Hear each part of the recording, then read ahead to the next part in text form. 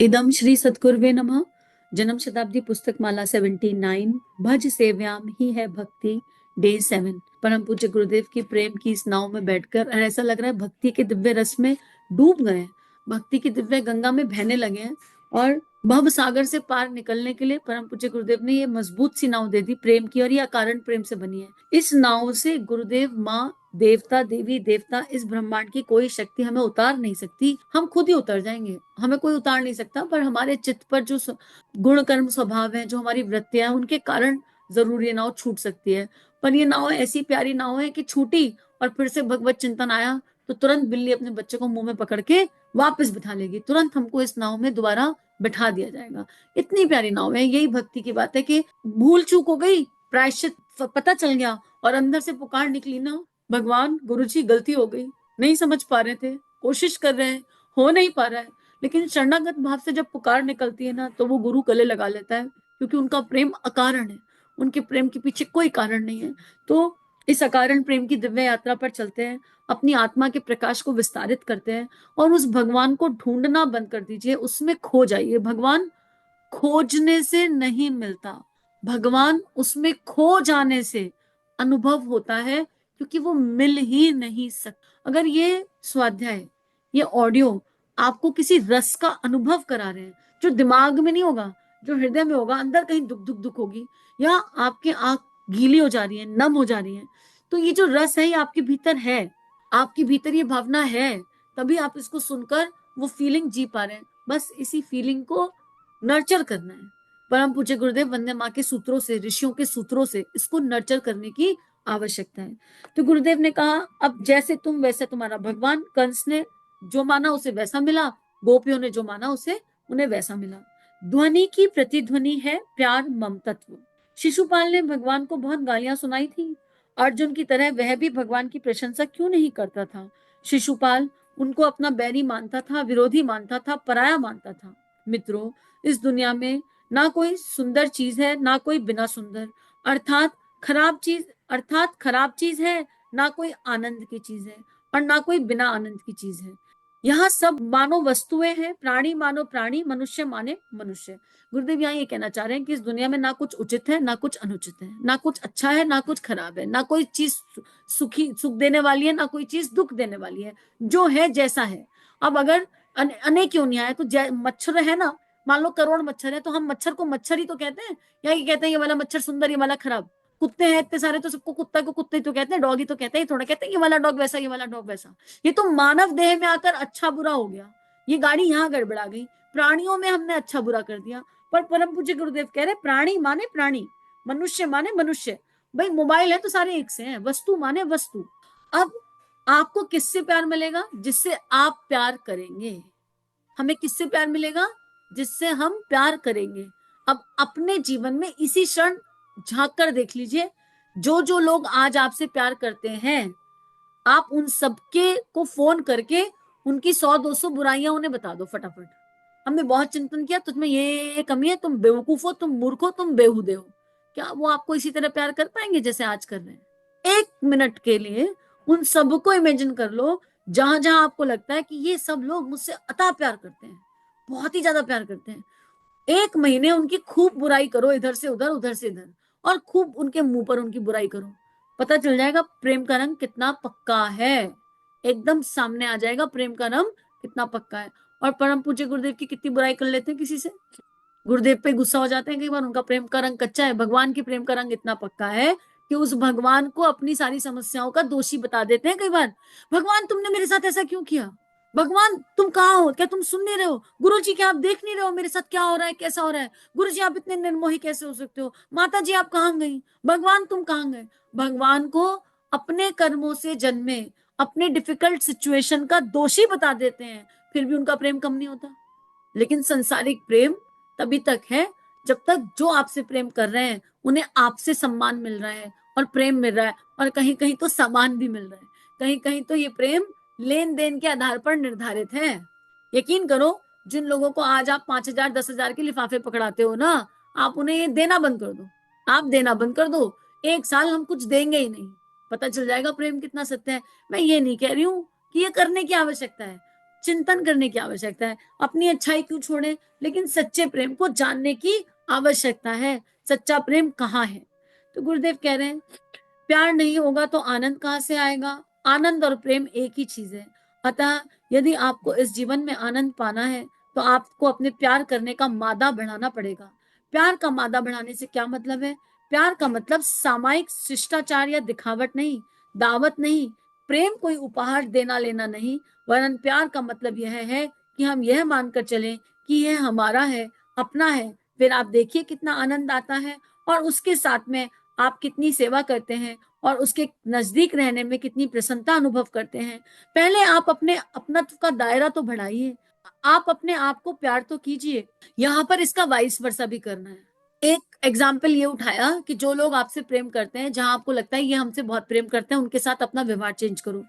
अब जरा आप किन लोगों से प्रेम करते हैं एक और वहां देख लो। क्यों प्रेम करते हैं?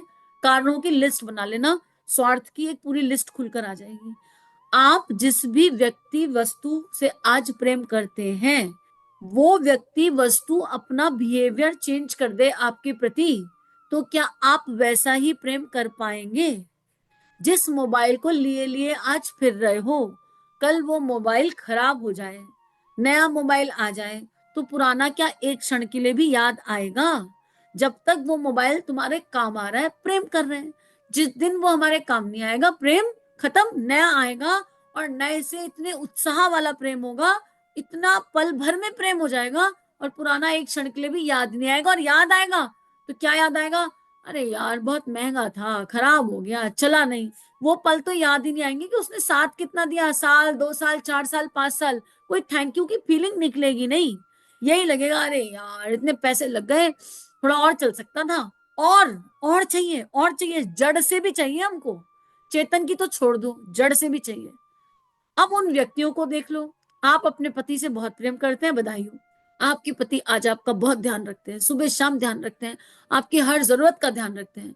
यही पति भगवान ना करे आपको डांटने लगे, आपका अपमान करने लगे, शराबी बन जाए, आप सारे नंदों के सामने, सास के सामने आपका अपमान करने लगे, आपकी बुराई करने लगे, प्रेम क्षण भर में खत्म हो जाएगा। और फिर कहेंगे पता नहीं क्या हो गया बिहेवियर पर। कुछ लोग तो ऐसे कहेंगे अरे किसी ने ऊपरी ऊपरी तो नहीं करा दी, हमारा पति तो हमसे बहुत प्यार करता था, जाने क्या हो गया, जाने कैसा दिमाग हो गया। हमारा प्रेम स्वार्थी प्रेम है, अभी देह भाव से जन्म रहा है।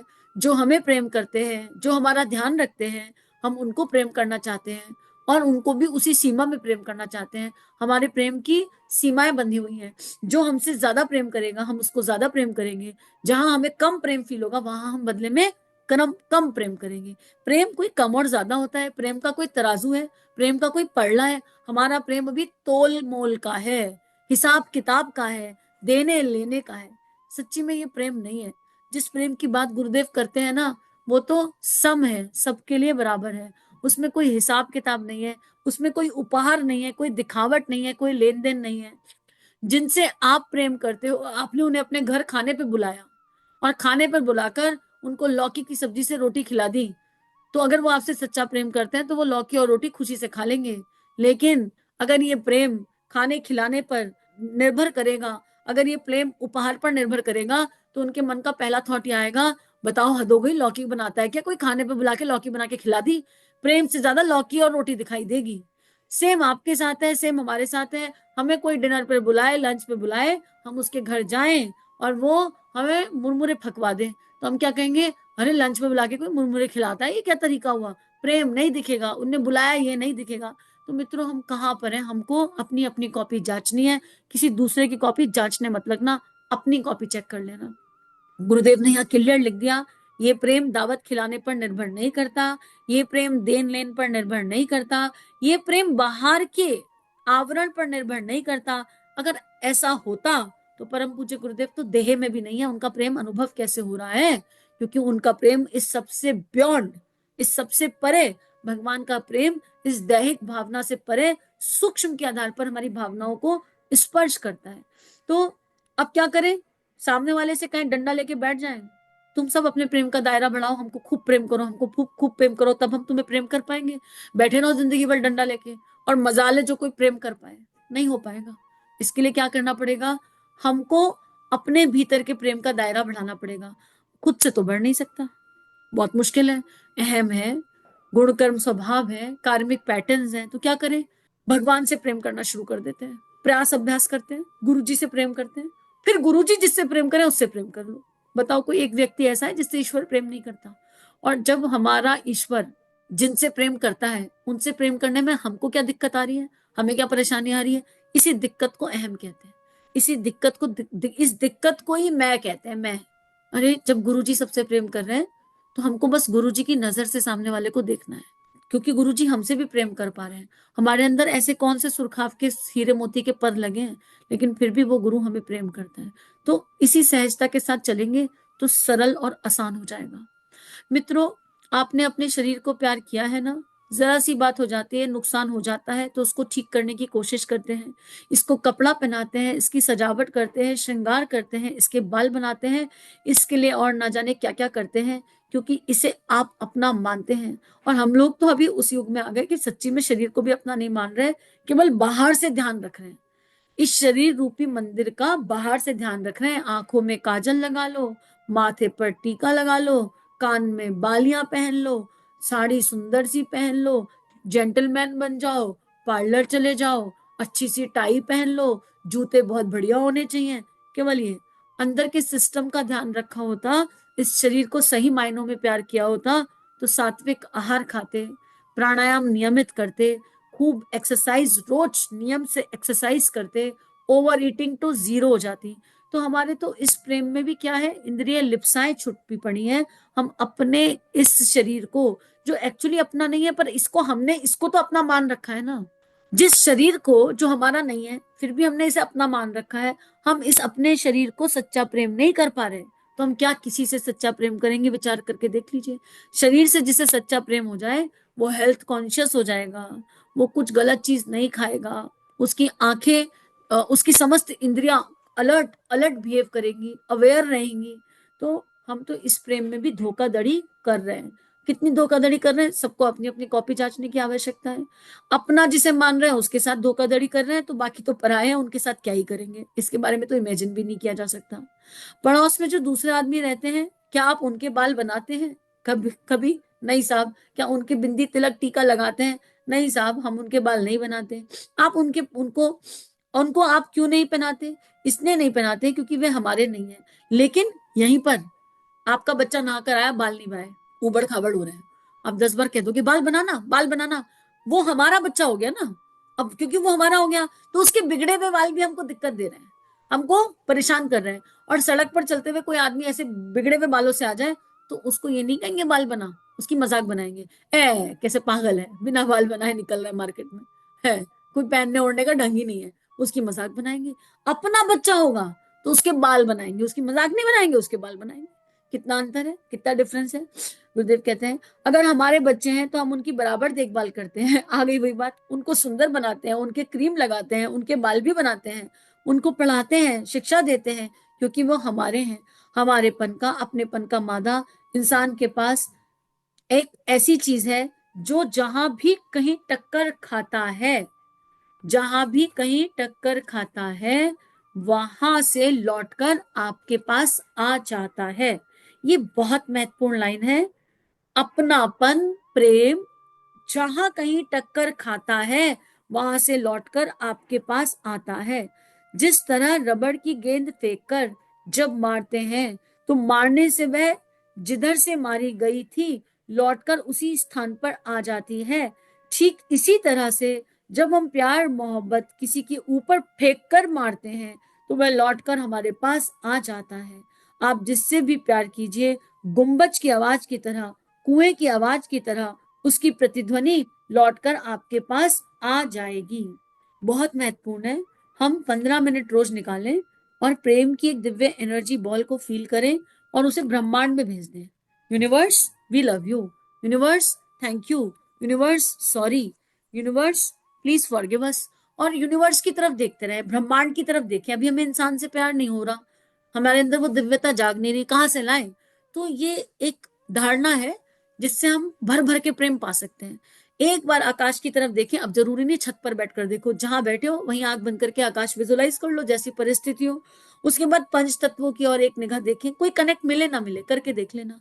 और फिर अपने आंख बंद करके भीतर गुरुदेव माता जी को, अपने इष्ट को देखिए और शरणागत हो जाइए और कहिए, हमारे भीतर जितना भी प्रेम है, अगर आपको कहीं गुरुजी माँ दिख रहा है या आपका प्रेम जो भी हमारे भीतर है, उस प्रेम की एक दिव्य एनर्जी बॉल बना रहे हैं और बस यूनिवर्स में भेज रहे हैं और फिर कह रहे हैं, dear water I love you, dear fire I love you. सबको हम आपसे बहुत प्यार करते हैं, हे ब्रह्मांड हम आपसे बहुत प्यार करते हैं। और देखिए, आपके नेत्रों से, आंखों से, कान से, त्वचा से, हृदय से, रोम रोम से छोटे छोटे प्रेम के कण निकल रहे हैं, छोटे छोटे बिंदु, छोटी छोटी प्रकाश की डॉट्स, और वो पूरे आकाश में जाके फैलती चली जा रही है, फैलती चली जा रही है, फैलती चली जा रही है। और फिर इसके साथ 5 10 15 मिनट नाम जप, अपना गायत्री मंत्र जो भी आप अभ्यास करते हैं, और आप देखेंगे आकाश में फैली हुई वो छोटे छोटे जो प्रेम के जुगनू भेजे थे, वो वर्षा बनकर नीचे आने लगे और ब्रह्मांड का समस्त प्रेम आपके पास आने लगा। अब आप जब इस धारणा में खो जाएंगे तो भावना कर लीजिए, अब जो आ रहा है वो तो बारिश हो ही रही है, तो वो सहस्त्रार से आ रहा है और आपके रोम रोम में भर रहा है। अब ये एनर्जी का एक साइकिल बन जाएगा। वो ब्रह्मांड का समस्त प्रेम आपके भीतर आ रहा है। जो ब्रह्मांड में एक भेजो वो 1000 लौट कर आता है। बस सही नियत से भेजना, सही इंटेंशन से भेजना, सही इंटेंसिटी से भेजना। और ब्रह्मांड का प्रेम इतना दिव्य है कि हमने एक आध बार थोड़ा ऊपर नीचे वाली नियत से भी भेजा ना, तो ब्रह्मांड जो लौटा के देगा वो हमारी नियत को भी क्लीन कर देगा। इसमें क्या होगा, हमारी सफाई होने लगेगी। अब जब यूनिवर्स से प्रेम आएगा, हमारे अंदर भरेगा, तो हमारे विकारों को धुल देगा, हमारे अंदर के मिथ्या संस्कारों को धीरे धीरे धुल देगा। एक दिन में कुछ नहीं होता, एक दिन में तो बच्चे का भी जन्म नहीं होता। ये एक लंबे समय तक किए जाने वाला अभ्यास है और लंबे समय से ज्यादा गहरी इंटेंशन और इंटेंसिटी से किए जाने वाला अभ्यास है। जितना गहरा उपासना का ये क्रम होगा, जितना गहरा भावना का ये क्रम होगा, उतना ही दिव्य अनुभव होने लगेगा। 15 मिनट पर्याप्त है, 5 मिनट भी पर्याप्त है। बस जो करो दिल से करो। सभी को प्रणाम, सभी अपना ध्यान रखिए और इन भावनाओं को विश्वव्यापी बनाने के लिए आप सभी को बहुत बहुत आभार। सभी को प्रणाम। श्री प्रिया काउंसलिंग चैनल और देव परिवार चैनल पर जो वीडियोस आपको मिल रहे हैं, अगर ये आपके जीवन को बदल रहे हैं तो ये केवल गुरु कृपा है। आइए इस गुरु कृपा को विश्वव्यापी बनाएं। जो भी लिंक आप सुनते हैं, आपको जो भी लिंक अच्छे लगते हैं, उनको अपने व्हाट्सएप स्टेटस, फेसबुक स्टेटस, सारे सोशल नेटवर्किंग साइट्स पर लगाइए। इस टेक्नोलॉजी के माध्यम से आइए ऋषियों की, संतों की लेखनी को विश्वव्यापी बनाते हैं। जय हिंद, जय भारत। इदम श्री सद्गुरुवे नमः।